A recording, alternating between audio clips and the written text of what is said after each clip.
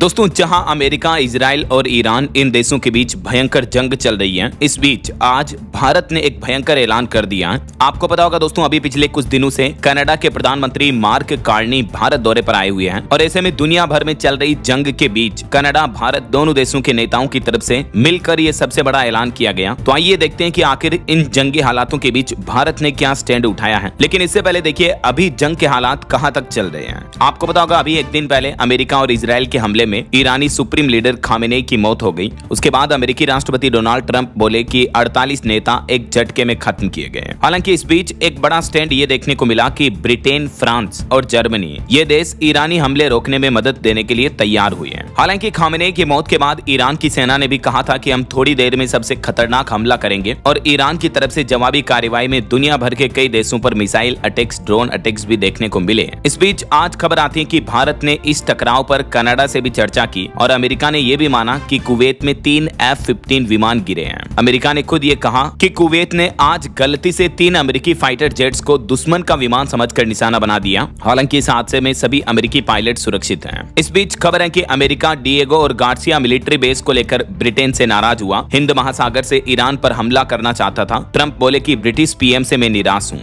यानी अब अमेरिका और ब्रिटेन भी एक दूसरे से खींचातान में आ गए हैं। US versus UK. देखिए पश्चिम एशिया में तनाव के बीच ट्रंप और यूके के प्रधानमंत्री स्टारमर भी आमने सामने आए। कहा कि ब्रिटिश पीएम ने एयरबेस के इस्तेमाल से रोका। वहीं इस बीच खबर है इजराइल ईरान जंग में बहरीन में भारत ने वीजा सपोर्ट सर्विस भी बंद कर दी है। ओमान में एक तेल टैंकर पर भी हमला हुआ जिसमें एक भारतीय की मौत हो गई। भारत में पिछले 2 दिन में 760 फ्लाइट भी कैंसिल हुई। दुनिया भर में जंग के हालात अभी काफी गंभीर लेवल पर पहुंच चुके हैं। ये देखिए अमेरिका ईरान जंग की कुछ तस्वीरें। इजराइल में ईरानी हमलों से बचते दिखे लोग बाग और ईरान की राजधानी तेहरान में गांधी अस्पताल खंडहर में तब्दील हुआ। पूरा एक बड़ा हॉस्पिटल जो पूरा खंडहर बन गया। ये तस्वीरें आप देख सकते हैं इन हमलों की। तो वहीं इधर हमारे पड़ोसी देश पाकिस्तान और अफगानिस्तान के हमले भी रुकने का नाम नहीं ले रहे हैं। आज अफगानिस्तान ने पाकिस्तान के नूर खान एयरबेस पर भी हमला किया। तालिबान के मंत्री बोले कि हमने डुरुंड लाइन पार की। तो वहीं उधर पाकिस्तान ने दावा किया कि हमने 400 अफगान लड़ाकों को मार गिराया। और ईरानी सुप्रीम लीडर खामेनेई की मौत के बाद अब रिपोर्ट आ रही कि दावा किया जा रहा खामेनेई के बेटे बन सकते हैं ईरान के नए सुप्रीम लीडर, क्योंकि वो पिछले 2 साल से सत्ता संभालने की ट्रेनिंग भी ले रहे थे। हालांकि इस मामले पर आखिरी फैसला 88 मौलवी मिलकर करेंगे। खामेनेई की मौत के बाद ईरान में अभी 40 दिन का राष्ट्रीय शोक घोषित किया है। वहीं खबर है जो क्रूड ऑयल के आयात इंपोर्ट एक्सपोर्ट को लेकर जो हॉर्मुज रूट है वो तो बंद नहीं होगा, लेकिन इन जंगी हालातों के बीच फिर भी पेट्रोल डीजल महंगे हो सकते हैं। 4-5 रुपए प्रति लीटर तक पेट्रोल डीजल के दाम बढ़ सकते हैं और सोना 30,000 रुपए तक बढ़ने की उम्मीद है। अमेरिका ईरान जंग का असर दुनिया भर के देशों में महंगाई पर यूं कुछ देखने को मिल सकता है और हमारे भारत में भी इतनी महंगाई बढ़ सकती है। वहीं खामेनेई की मौत पर वर्ल्ड नेता और वर्ल्ड मीडिया का कुछ यूं रिएक्शन देखने को मिला। ब्रिटिश मीडिया ने कहा कि ईरान के लिए बहुत बड़ा मोड़ है ये। तो वहीं रूस ने इस हमले को गलत बताया। ईरानी सुप्रीम लीडर खामेनेई की मौत की खबर पड़ते हुए ईरान के न्यूज एंकर रो पड़े लाइव न्यूज स्ट्रीमिंग के दौरान ही, और इस घटना पर हजारों लाखों लोग सड़कों पर मातम मना रहे हैं। तो वहीं दूसरी ओर ईरानी सुप्रीम लीडर खामेनेई की मौत का कई जगहों पर जश्न भी देखने को मिला। और प्रधानमंत्री नरेंद्र मोदी के इजराइल दौरे को लेकर अब एक इजरायली राजदूत बोले कि मोदी को पता नहीं था ये हमला होगा। पीएम मोदी का इजराइल दौरा खत्म होने के बाद ईरान पर अटैक को मंजूरी दी थी।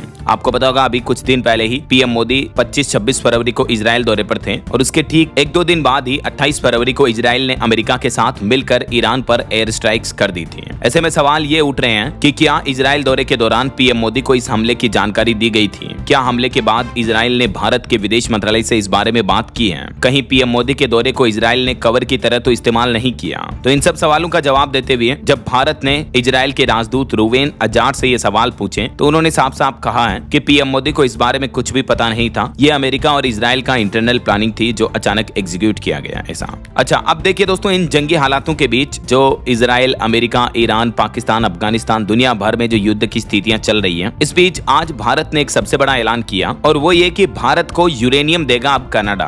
पीएम मोदी और कनाडा के प्रधानमंत्री कार्नी की मुलाकात के बाद दोनों देशों के बीच ये समझौता करार हुआ है। भारत कनाडा दोनों देश अब डिफेंस और एनर्जी सेक्टर में सहयोग करेंगे। दोनों एक दूसरे का सहयोग करेंगे। आज प्रधानमंत्री नरेंद्र मोदी और कनाडाई पीएम मार्क कार्नी के बीच हैदराबाद हाउस में दोनों दिग्गज नेताओं की मुलाकात हुई और पीएम नरेंद्र मोदी ने कहा कि इस मुलाकात के दौरान भारत कनाडा के बीच निवेश और ट्रेड डील पर भी बातचीत हुई है। सिविल न्यूक्लियर एनर्जी में हमने यूरेनियम की दीर्घकालिक दीर्घकालिक आपूर्ति के लिए एक ऐतिहासिक समझौता किया है। वहीं दुनिया भर में चल रहे जंगी हालातों पर भी पीएम मोदी ने कहा कि दक्षिण एशिया की स्थिति गंभीर चिंता का विषय है। भारतीयों की सुरक्षा के लिए सभी देशों के साथ मिलकर काम करना जारी रखेंगे। विश्व में चल रहे अनेक तनावों को लेकर भारत की सोच स्पष्ट है। हमने सदैव शांति और स्थिरता बनाए रखने का आह्वान किया है। ये पीएम मोदी ने आज दुनिया भर के नेताओं को एक संदेश दिया। कनाडा के पीएम की भारत के प्रधानमंत्री नरेंद्र मोदी के साथ भी मुलाकात हुई और सुबह भारत के विदेश मंत्री डॉक्टर एस जयशंकर के साथ भी मिले वो, और मुकेश अंबानी समेत कई उद्योगपतियों से भी उनकी मुलाकात हुई। और इस दरमियान भारत कनाडा के बीच एक ट्रेड डील को लेकर भी अहम बातचीत हुई। रिपोर्ट्स आ रही कि भारत और कनाडा ने इस साल के अंत तक 2026 एंड तक व्यापार समझौते का भी लक्ष्य रखा है और पश्चिम एशिया के संकट पर भी चर्चा की दोनों नेताओं ने। तो ये दुनिया भर में चल रहे जंगी हालातों के बीच भारत का एक बड़ा स्टैंड देखने को मिला। कनाडा के साथ मिलकर दुनिया भर को संदेश दिया। जुड़े रहेगा मेरे साथ। DLS न्यूज चैनल को सब्सक्राइब करके बेल आइकन दबा देना रोजाना की ताजा खबरें, बिग ब्रेकिंग न्यूज अपडेट देखते रहने के लिए।